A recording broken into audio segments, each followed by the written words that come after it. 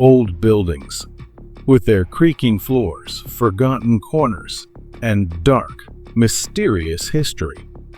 For some, these places are full of charm, but for others, they hold a secret, an unsettling glitch in the fabric of reality itself.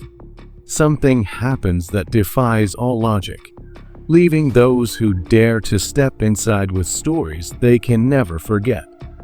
Today, we delve into some of the creepiest glitch stories from old buildings that will send a chill down your spine.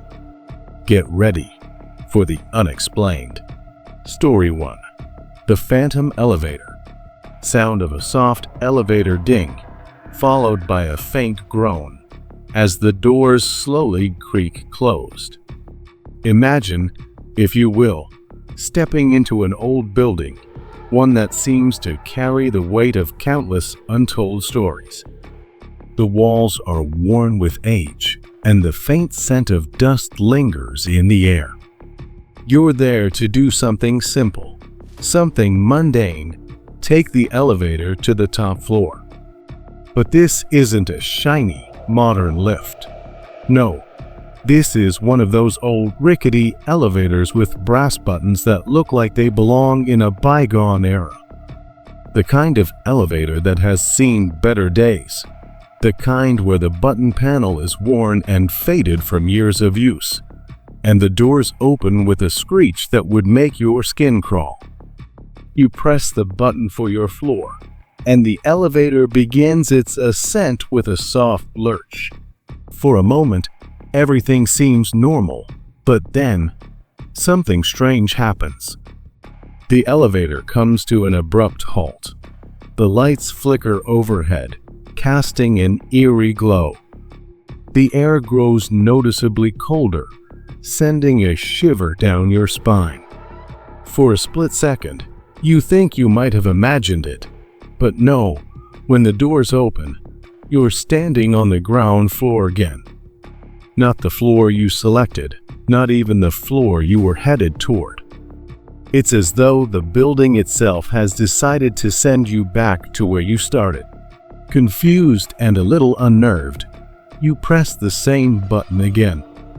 You're certain there's been some mistake, a malfunction. The elevator begins its climb once more, but this time, it seems even slower, almost hesitant. And once again, it halts. The lights flicker again. The temperature drops even further, and the doors open with an unsettling creak. But once more, you're back on the ground floor. No matter what you do, no matter how many times you press the button, the result is always the same. The elevator refuses to take you anywhere. You're trapped in a loop, a strange glitch in the building's very fabric, unable to reach your destination. You start to feel like you're losing your grip on reality. Is it just a malfunction? Or is there something more sinister at play? You press the button again, this time harder, as if sheer force might break the cycle. The elevator jerks into motion, but the same thing happens: another stop, another flicker of the lights, and another moment of cold air sweeping through. You feel like you're being toyed with, as though something, someone, is in control of the elevator, controlling its movements with malicious intent. As the minutes stretch into what feels like hours, you begin to wonder if anyone else has experienced this. What's going on with this elevator? You finally decide to step out, convinced that you've had enough of this strange ordeal.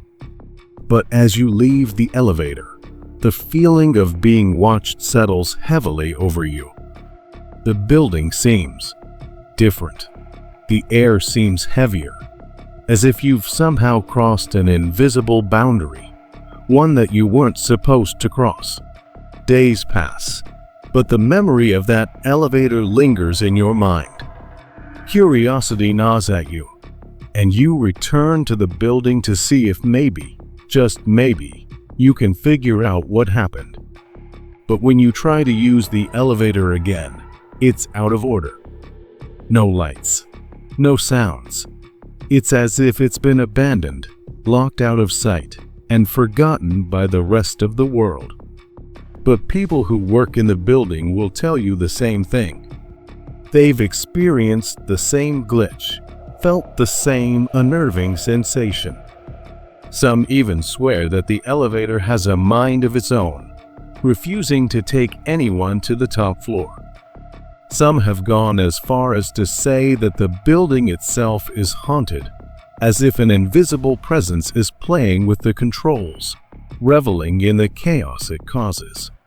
An urban legend has grown around the elevator, one that's passed down among the building's tenants and staff. Some say the elevator has always been haunted, and that it's a glitch in the fabric of time. Perhaps it's a remnant of something, someone who never left. Others believe it's a twisted form of sentience, a presence trapped in the building that takes delight in the confusion of its passengers. Either way, the building's history remains a mystery, as no one knows who or what is responsible for this strange phenomenon. But what's certain is that no one dares to use that elevator anymore. People avoid it at all costs, certain that it's more than just an old, malfunctioning piece of machinery. It's a glitch, a rift in reality itself, and it's waiting for the next unsuspecting soul to wander in, just to see what happens next. Story 2. The Vanishing Room. Sound of a door creaking open, followed by faint whispers, as if distant voices are barely audible. Not far from the bustling city center, hidden away on a forgotten street, stands an abandoned hotel, its once glamorous facade now weathered and decaying. It has long been closed, with no guests checking in and no staff tending to the rooms. But this hotel holds a mystery unlike any other, a mystery that continues to haunt the building to this day. You might pass by the crumbling structure without a second glance, but those who've been inside will tell you something isn't quite right about that place. For years, the hotel had remained empty, its walls echoing only the occasional whisper of the wind that would slip through cracked windows. However, there were rumors that the building's past wasn't as quiet as it seemed. People had heard strange noises at night, like footsteps from an unseen guest, or whispers that couldn't be explained. But the most unsettling stories were told by the employees, specifically the cleaning staff, who had been tasked with preparing the rooms for reopening, though no one had ever actually stayed. One day, a young maid named Clara was assigned to clean the West Wing on the 3rd floor. The West Wing had always felt different, she thought, darker, more oppressive. As she made her way down the long corridor, she noticed something peculiar. The hallway seemed longer than it had ever been. The walls stretched farther, and the soft, worn carpet beneath her feet muffled her footsteps in a way that felt too silent, too still. When she looked up, the door numbers were strange as well. Nothing was out of place, and yet something was off. She continued walking, brushing off her unease, telling herself it was just the old building playing tricks on her mind. As Clara approached room 313, something stopped her in her tracks. She froze, staring at the empty space where the door should have been. Room 313, according to the hotel's blueprints, should have been just ahead. But instead, there was nothing. No door, no room number, no worn brass knob. Just a blank wall. It was as though the room had never existed.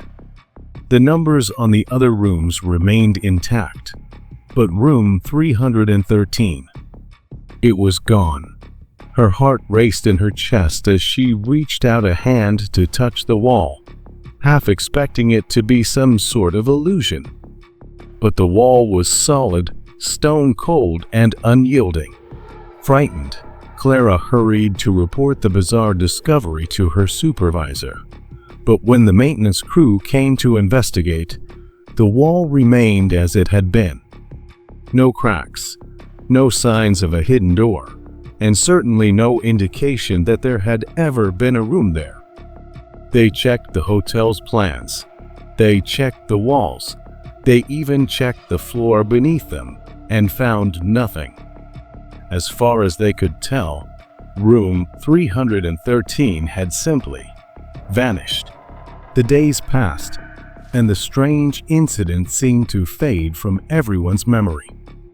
The hotel continued its slow decay, its once vibrant halls now merely hushed corridors that whispered only to those who listened too closely.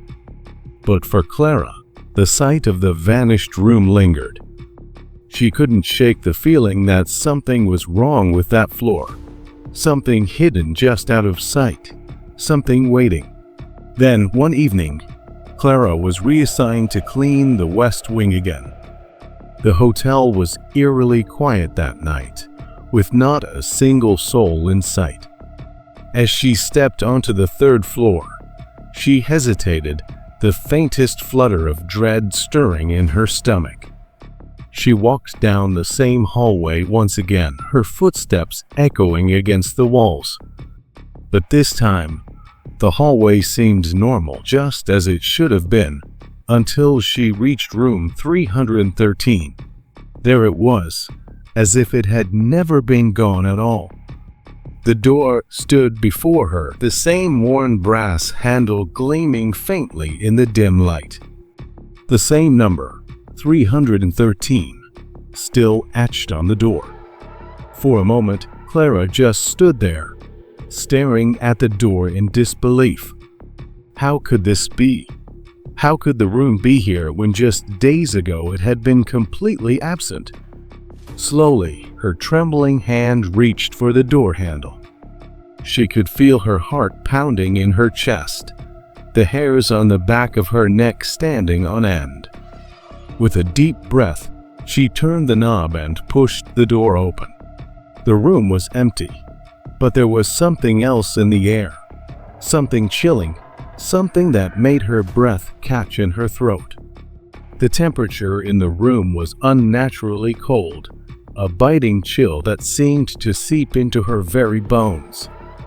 A draft of stale air swept through the room, carrying with it a faint scent she couldn't identify, something old, something musty. And then, a sudden sensation washed over her, as though she weren't alone. The silence in the room felt too thick, too heavy, and her skin prickled with a strange unease, as if unseen eyes were watching her every move. Clara backed away slowly, her heart racing, and as she turned to leave, she swore she heard a whisper, a soft, unintelligible murmur, as if the walls themselves were speaking. The sound stopped just as quickly as it had started, leaving the air hanging thick with a sense of foreboding. She slammed the door shut, her breath coming in ragged gasps, and rushed down the hallway, feeling the oppressive weight of something ancient and malevolent pressing down on her. She didn't stop running until she reached the building's front doors, and even then, she couldn't shake the feeling that something had followed her. Clara never returned to that hotel after that night. In fact, no one ever set foot in room 313 again. Rumors spread among the staff, whispers of a room that didn't belong to this world, a room that existed in a space between time and reality.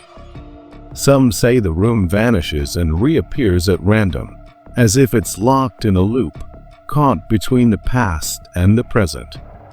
Others believe that it is a remnant of a darker time, a room where something tragic or evil took place long ago, and that the building itself is cursed to hide it from view, only to reveal it to those who are brave or foolish enough to seek it.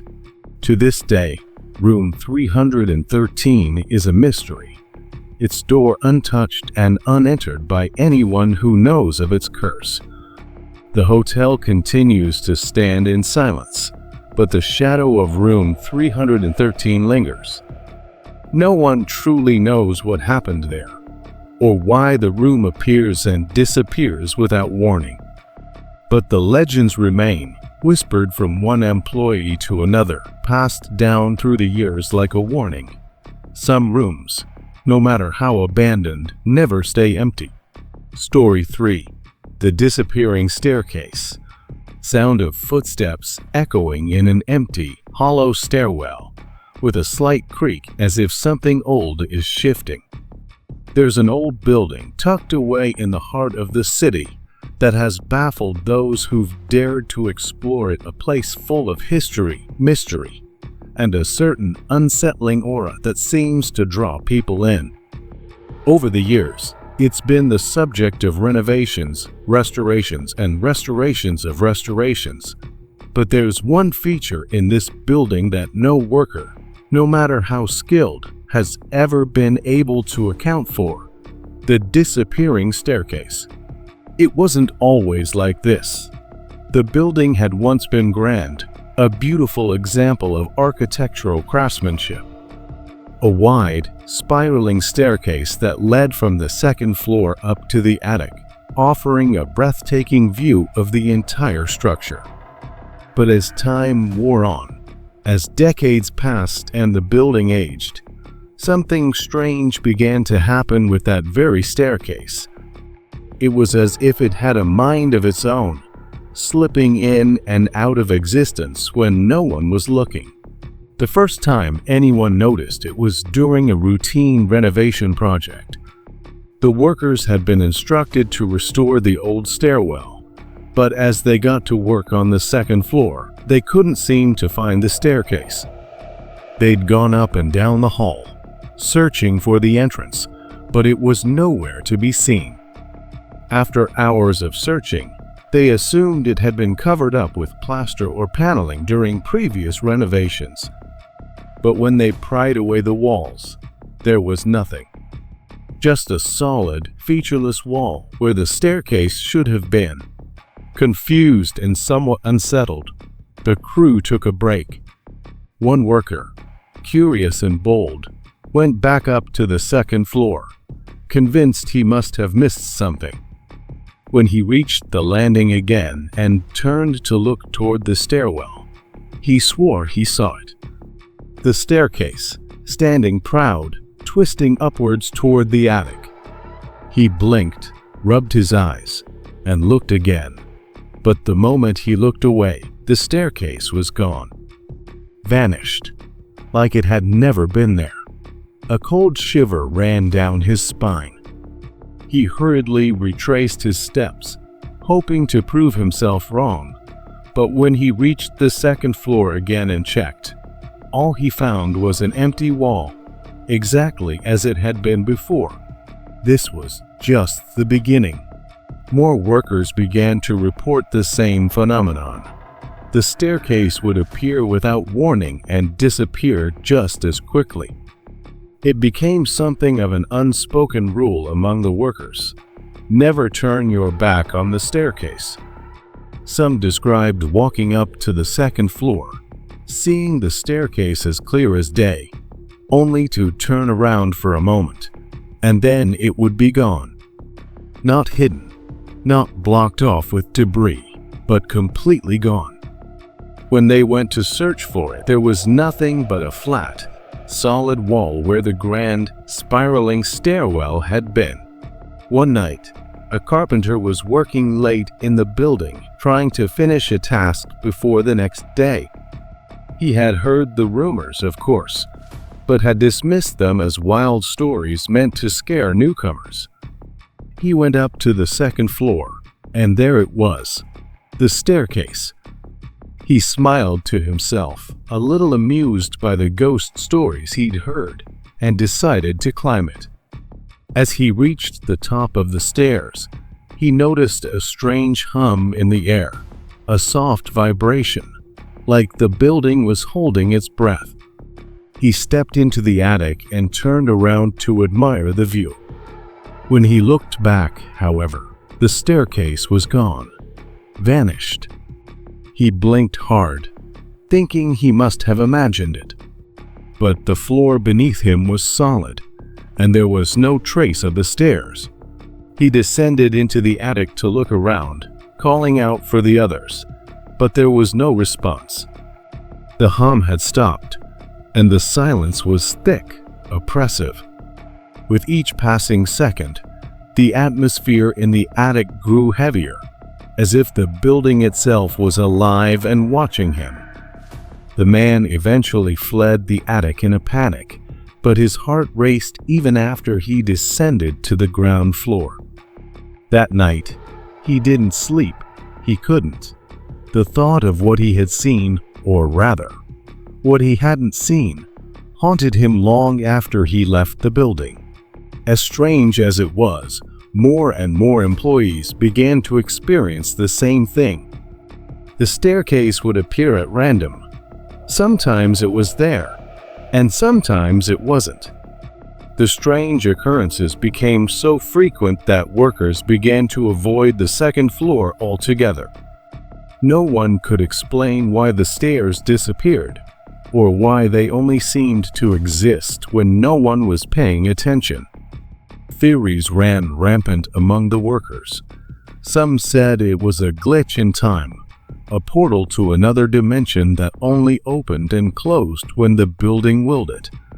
Others believed that the building was haunted by something dark and ancient, and the staircase was a residue of that ghostly presence, an echo of something from the past, a stain on the very fabric of reality itself. The most chilling theory was that the staircase wasn't just disappearing. It was a doorway to somewhere or sometime else. Some said that once you found the staircase, you could enter it, and those who did never returned. Others whispered that the staircase wasn't just a physical structure. It was tied to the building's history, a haunted remnant of something that had happened long ago, a secret hidden in the walls of the old building. As the years passed, the building's owners decided to shut down the renovations, tired of the strange happenings. They moved out, leaving the building to sit empty. But even now, the building stands, its doors sealed shut, its windows long abandoned. The second floor, where the staircase once resided, is now locked away, never to be touched. No one dares to go up there anymore. To this day, no one has ever been able to explain what happened to the staircase. Theories continue to circulate, but the building's history is a mystery that seems impossible to solve. Some say it's a glitch in time. Some say it's a curse. Others believe it's simply the work of something far more sinister, something that hides in the forgotten corners of the building. Whatever the truth, the disappearing staircase remains one of the strangest, most unsettling phenomena ever witnessed in the building, a reminder that sometimes, not all things in this world or the next are meant to be understood. Story 4. The Flickering Lights. In the heart of the city, tucked away in an old, forgotten district, there stood a towering office building.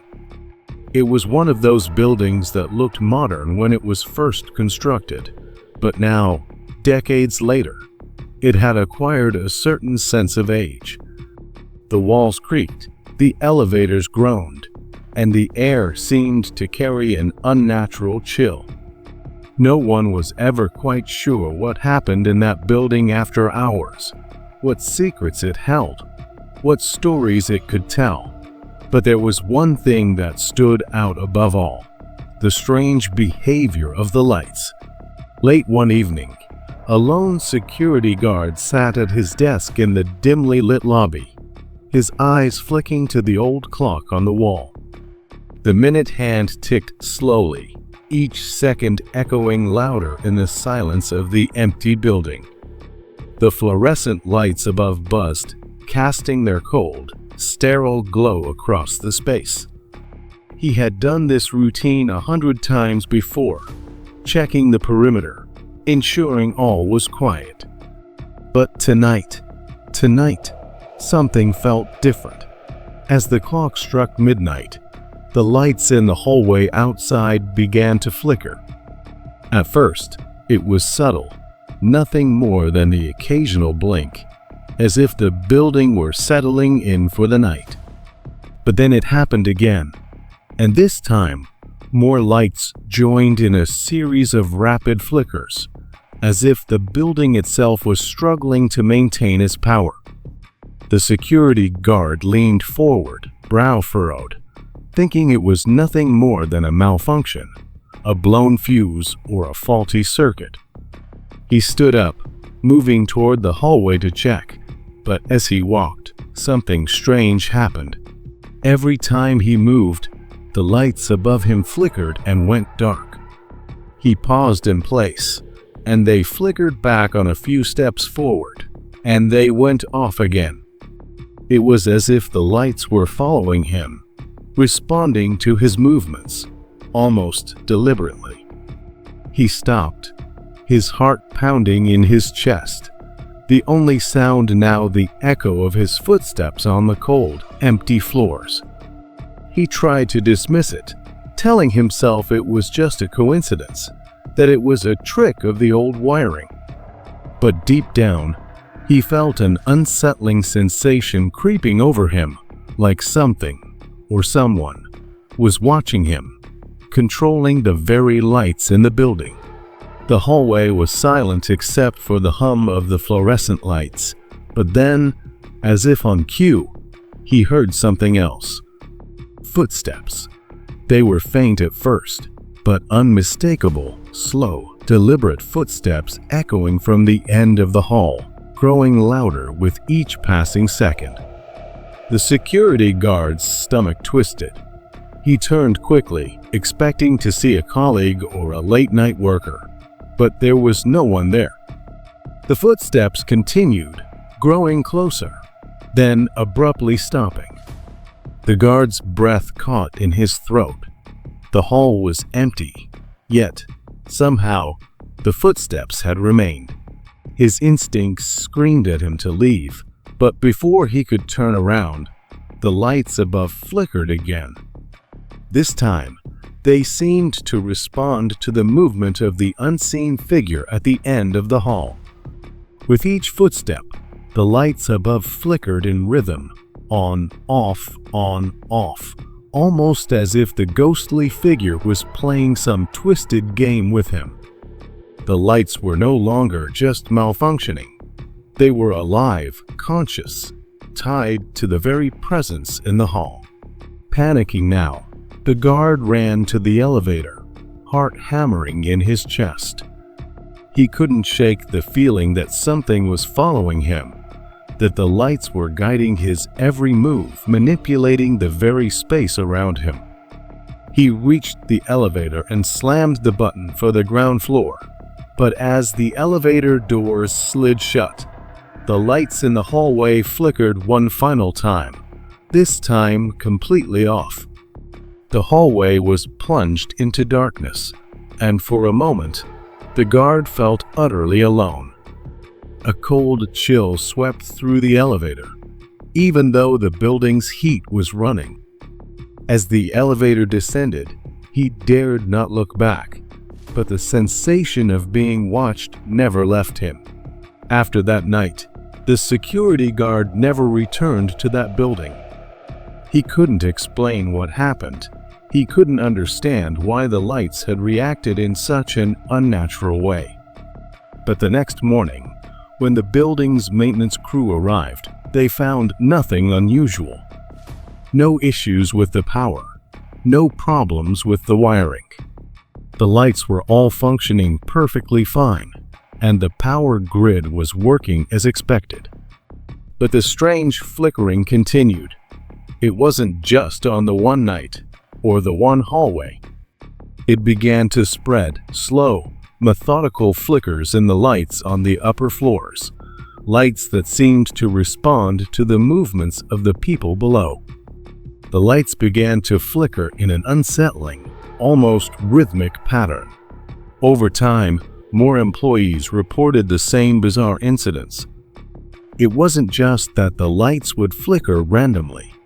It was as though the building itself was alive, its energy following them, watching them, waiting. The lights flickered when they were alone, in the empty halls, when they walked in silence. Some even swore that the flickering lights seemed to lead them down certain corridors, as if guiding them toward something or someone that was not of this world. Rumors began to spread among the building's employees. Some believed the electricity was haunted, cursed by a former tenant who had died in the building under mysterious circumstances. Others whispered that the flickering lights were a glitch in time itself, an echo of a lost moment, a place trapped between two worlds. Some said the building had been built over the site of an old graveyard, and that the lights were simply the spirit of the place, trying to communicate in the only way it knew how. To this day, no one can explain what happened that night, or what the strange flickering lights meant. The building is still standing, its darkened halls empty and quiet by day, but by night, something is there. If you stand in the lobby long enough, you might catch a glimpse of the flickering lights again. They flicker not with a random, mechanical fault, but with purpose, as if they are trying to tell you something you might not want to hear.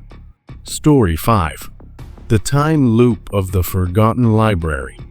In the heart of a long-forgotten district of the city, nestled between two narrow cobblestone streets, stood an old library. It was the kind of place that looked ordinary from the outside, a stately brick building with ivy crawling up the walls, its windows dark and uninviting. But something about the library was off. It was an eerie stillness that surrounded it, a quiet that seemed to stretch on forever, as if time itself had been forgotten within its walls. Locals spoke of the library in hushed tones, often saying they had never seen anyone inside.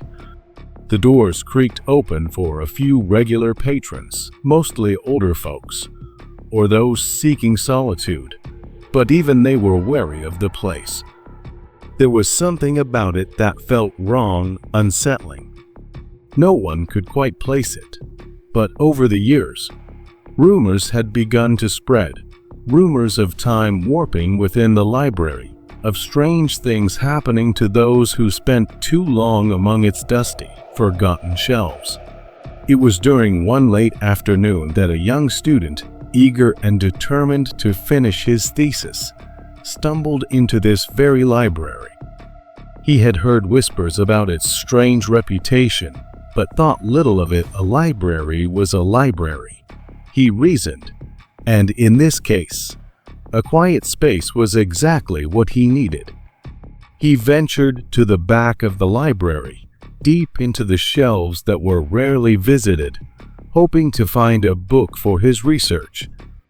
That's when he saw it, a book that immediately caught his attention. It was old, bound in dark leather, with intricate gold markings on the cover. He reached out to pull it from the shelf, but as he did, he noticed something strange. The book appeared to be untouched by time, its pages pristine and unworn, as though it had never been opened. He flipped it open and began to read. The words were foreign. The text was written in a language he didn't recognize, and no matter how hard he tried, he couldn't make sense of it. Curious, he carried the book to the librarian at the front desk. "Excuse me," the student began, holding out the book. "I found this in the back. Do you know anything about it?"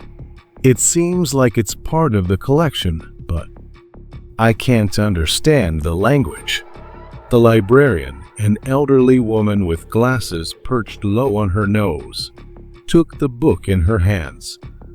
Her brow furrowed slightly as she inspected the cover, and then she shook her head. "This isn't one of ours," she said softly. "We don't have any books like this in our collection.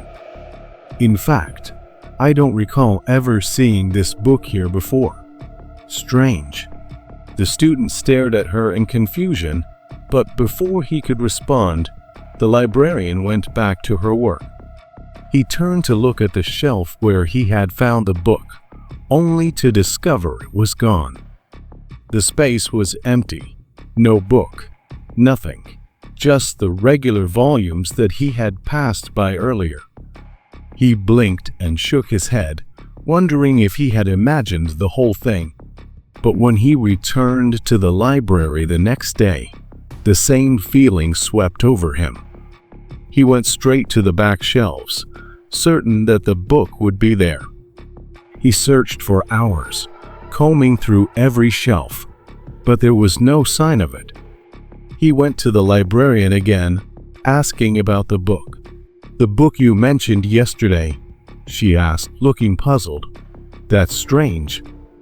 I'm not sure what you're talking about. No book like that has been in here for years. We keep track of everything." Confused, the student left the library, but he couldn't shake the sensation that something wasn't right. Over the next few weeks, he returned several times, each time feeling more and more like the library was slipping in and out of some kind of strange, otherworldly rhythm. The clocks, those dusty old timepieces hanging on the walls, seemed to shift in time. Sometimes, when he arrived, they would be several hours ahead, and sometimes they seemed to move backward. At first, he thought it was just a glitch, maybe faulty wiring or an issue with the building's old electrical system. But the longer he stayed, the more disturbing it became. One day, as he was walking through the library, lost in his research, he noticed that the sunlight outside had completely changed. He had arrived in the morning, but now it was late afternoon. The clock on the wall read 3:15, but when he looked outside, it was as though the light had shifted to dusk. He shook his head, thinking it was just the strange lighting in the library. But when he glanced at his phone, it read 9:47 p.m. How had so much time passed? And yet, the clock on the wall said it was still afternoon. Something was wrong. The more time he spent inside, the more the sense of disorientation grew. The library had a way of stealing time, as though the hours themselves were being warped and stretched within its walls. It wasn't just the clocks, either. The librarian, who was always present, seemed to age and change with each visit. One time, she looked younger, her hair darker and more vibrant. The next time he saw her, she appeared older, frail, as though decades had passed in the span of a single day. The books themselves seemed to shift too, as though titles were changing or volumes appeared and disappeared between his visits. It was like the library was not only stuck in time, but was continuously shifting between different time periods. As the days passed, the student grew obsessed. He could no longer ignore the reality that something truly strange was happening here. The library was not just a place for reading, it was a place where time itself was trapped, where moments bled into one another, creating an endless loop. Some nights, he would lose hours without realizing it, his research slipping into oblivion as the library stretched the minutes into hours and hours into mere seconds. Other times, he would leave the library and return the next day, only to find that no time had passed at all. On his final visit, the student entered the library with a sense of dread. He knew that something was waiting for him there, something beyond his understanding. As he walked down the aisle, the familiar disorienting sensation washed over him. He turned toward the librarian's desk, but when he looked up, she was gone. In her place was an empty chair, and the clocks on the wall had stopped entirely. The silence was deafening. He realized, too late, that the library had trapped him in its time loop. He was no longer sure whether he was living in the present or reliving moments from the past. Each step he took seemed to echo through eternity, and as he turned to leave, he noticed the door was locked as though it had never been opened before. He was now a part of the library's endless cycle, a student trapped in a place where time had no meaning, a place where reality itself was warped, twisted, and ultimately forgotten. To this day, no one knows what truly happened to him. The library still stands, untouched and forgotten, at the end of that alleyway. The books are still there, gathering dust, and every now and then, someone will notice the faint sound of pages turning from within, or perhaps the eerie sensation of time slipping away as they walk past the building, wondering if they've lost hours, or if they've just entered the time loop themselves. Story 6. The Clock That Never Worked. On the top floor of a grand office building, towering above the busy streets of the city, stood an antique clock, a relic from the 1920s. It was a beautiful piece, crafted from brass and wood, its face intricately designed with Roman numerals and delicate engravings. Its hands were made of thin gold, and it was often admired for its elegance. The clock had been in that building for nearly a century, a silent observer of the changing world around it. But for all its beauty, there was one thing that no one could ever seem to fix. It never quite worked properly. The building's staff had long grown accustomed to its quirks. The clock would stop at random intervals, sometimes freezing for days at a time, only to start ticking again as if nothing had happened.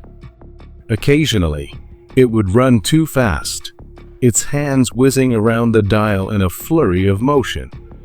At other times, it seemed to tick backward, a brief and unnerving reversal of time, before it would right itself once again. Over the years, the clock had earned a reputation for being unreliable, something that should have been fixed but never was. The office staff simply joked about it, saying the clock had a mind of its own. But none of them ever truly understood what was going on, and perhaps they never wanted to. One evening, the building's night shift janitor, an elderly man named Roy, was working alone in the upper floors. The building was quiet, as it always was at night. The hum of fluorescent lights and the distant sound of traffic below was all that could be heard. Roy had cleaned these floors for years and had long grown used to the occasional creaks and groans of the old building. But that night, something felt different. As he mopped the floors beneath the antique clock, he noticed something odd. The clock's hands, which had always been erratic, were moving in a way he'd never seen before. At first, it was subtle, a slight, almost imperceptible increase in speed. But then, it became impossible to ignore. The minute hand was racing forward, moving far too quickly for any mechanical clock to allow. The hour hand, meanwhile, seemed to be spinning wildly in reverse. It was as though the clock was being controlled by some invisible force, a force that had no regard for the rules of time. Roy stepped closer, squinting at the hands in disbelief, and for a moment, the world around him seemed to blur, as if the clock's frantic ticking was somehow pulling at the fabric of reality itself. Curious and a bit concerned, Roy reached up and placed his hand on the clock, hoping to stop its erratic movements. But as soon as his fingers brushed against the cold brass, he felt a jolt, a violent, invisible force that threw him backward. He stumbled, barely catching himself as his heart raced. The clock's hands didn't slow down. Instead, they sped up, faster and faster, spinning out of control. Roy's mind struggled to comprehend what he was seeing. He had seen the clock malfunction before, but never like this. Never with such intensity. The air around him grew thick, heavy, as if the very room was holding its breath, waiting for something. Time itself seemed to lose its meaning. Roy's thoughts became muddled. The temperature in the room plummeted, and the old, familiar tick-tick-tick of the clock grew louder, more rhythmic, as though it was counting down to something. He could hear the sound of the hands turning, faster and faster, drowning out everything else. His body felt unnervingly light, as if the laws of physics were momentarily suspended. Panic rose within him as he realized that whatever was happening to the clock was beyond his understanding. He looked at his watch, hoping it would provide some semblance of reality. But what he saw made his heart skip a beat. Hours had passed, but when Roy looked at his watch, the time didn't match. His wristwatch showed a completely different time than the clock on the wall.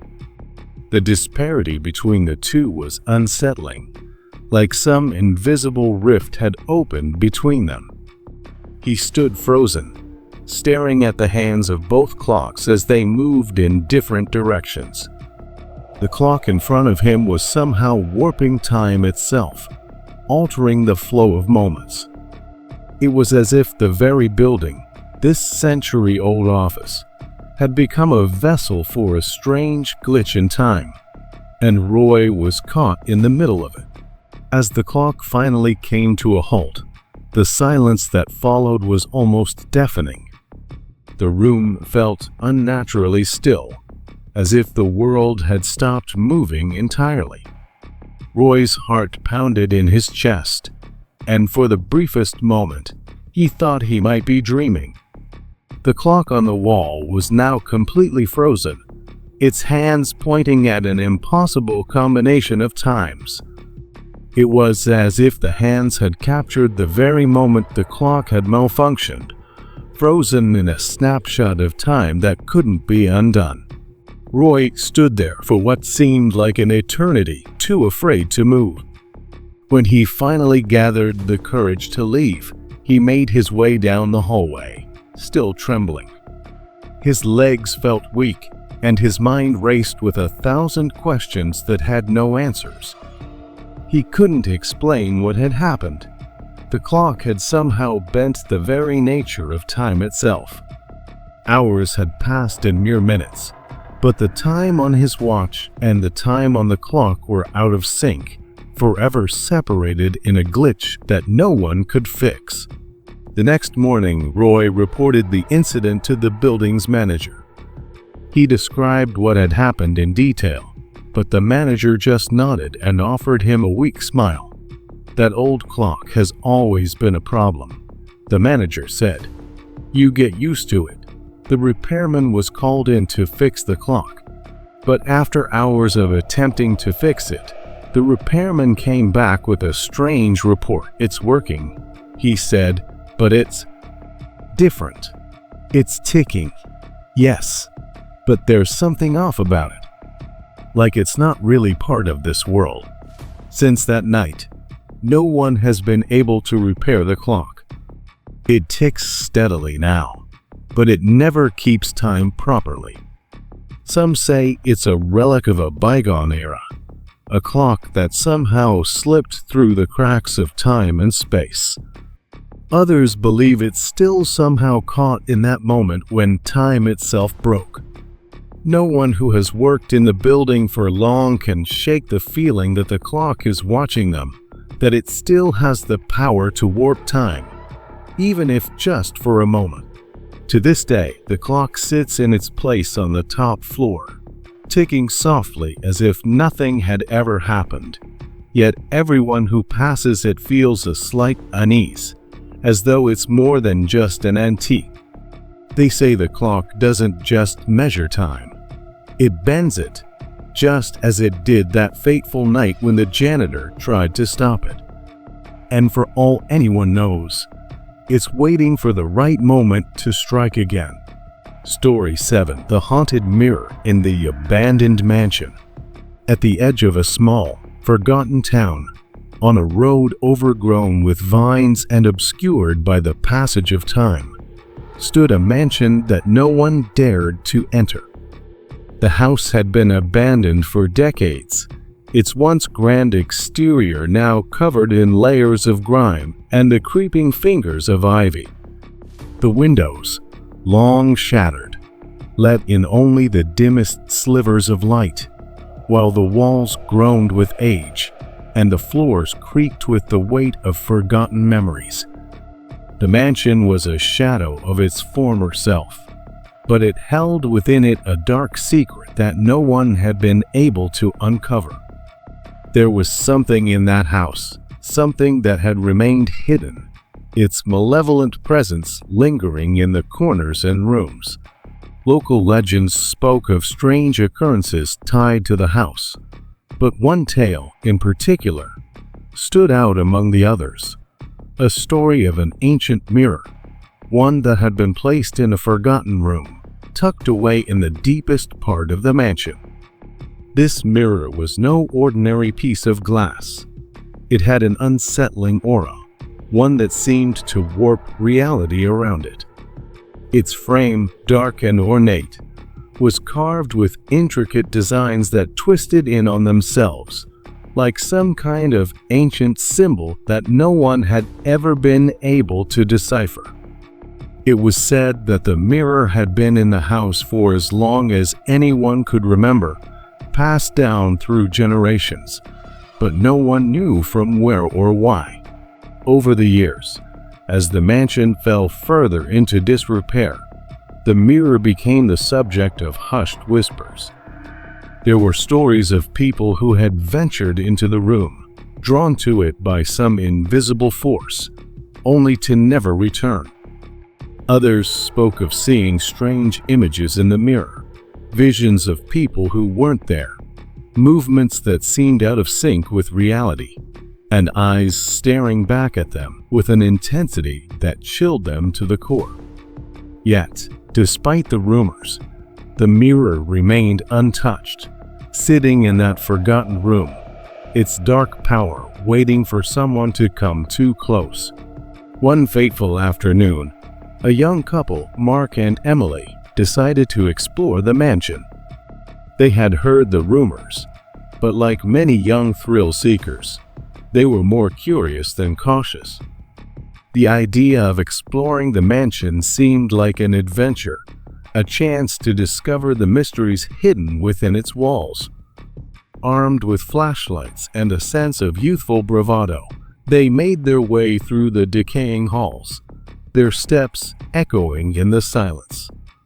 When they finally reached the room where the mirror stood, they paused in the doorway, momentarily taken aback by the way the room seemed to hum with an eerie energy. The room was cold, colder than the rest of the house. Dust covered every surface, but the mirror, it stood perfectly clear, its reflective surface somehow pristine despite the years of neglect. It beckoned to them, almost as if it were alive. Mark and Emily hesitated, but the curiosity got the better of them. Slowly, they stepped inside, their eyes drawn to the mirror. As they gazed into its surface, they noticed something peculiar.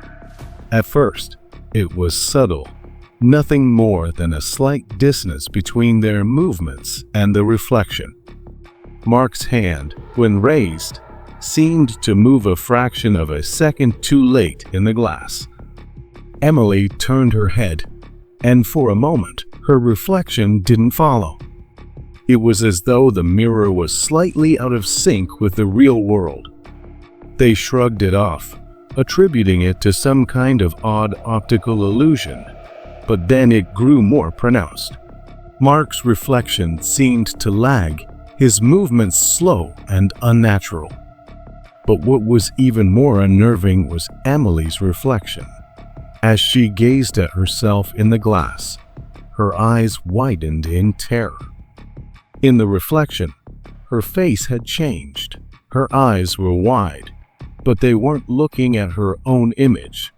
They were looking directly at Mark, but with a look of fear that seemed too real, too alive. Emily felt a cold chill run down her spine as her reflection's eyes seemed to plead with her, trapped in the glass, silently screaming for help. Terrified, the couple tried to look away, but no matter how quickly they moved, their reflections remained frozen for a moment longer. Their bodies jerked, as though time had slowed for them, while the mirror's surface continued to hold them in its grip. It was as if the mirror had become a prison, and they were simply watching the real world from behind a glass wall. Their movements became disjointed, unnatural, as though they were no longer controlling their bodies. Panic set in as they tried to break free from the mirror's hold, but it was too late. Just as they turned to flee, something far worse happened. Both Mark and Emily swore they saw a figure behind them in the reflection, a shadowy, indistinct form standing just beyond their shoulders, someone who was not in the room with them. The figure was watching them, its features hidden in the shadows. The longer they looked, the more distinct the figure became. It wasn't a person at all. It was a thing with a twisted, distorted smile that wasn't possible in the real world. The reflection of this figure smiled at them with an expression far too sinister to be real, its eyes glowing with an unnatural light. With a gasp, they tore their eyes away from the mirror and fled the room, their hearts racing.